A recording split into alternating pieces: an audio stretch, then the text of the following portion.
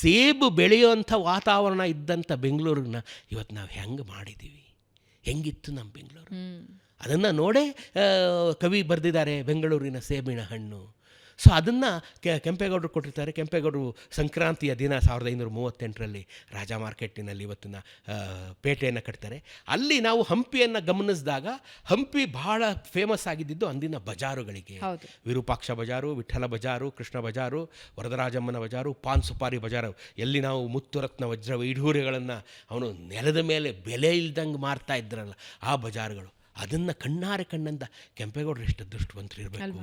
ಇಂಥದ್ದನ್ನೆಲ್ಲ ಕಣ್ಣಾರೆ ಕಂಡು ಇದನ್ನು ನಾನು ಕಟ್ಟಬೇಕು ಅಂತ ಇಲ್ಲಿ ಬಂದು ಅವರು ಪೇಟೆಗಳನ್ನು ಕಟ್ತಾರೆ. 66 ರೀತಿಯ ಪೇಟೆಗಳು, ಬಳೆಪೇಟೆ, ತಿಗಳರ ಪೇಟೆ, ಹಕ್ಕಿಪೇಟೆ, ನಗರದ ಪೇಟೆ, ಎಲ್ಲವನ್ನ ಕಟ್ತಾರೆ. ಎಲ್ಲ ರೀತಿಯ ಕುಲಕಸುಬುಗಳನ್ನು ತಂದು ಇಲ್ಲಿ ಒಂದೊಂದು ಪೇಟೆ ಅಂದರೆ 2 ಬೀದಿ, 2 ಬೀದಿ, ಇಲ್ಲಿ 2 ಬೀದಿ ಒಬ್ಬೊಬ್ಬರಿಗೆ.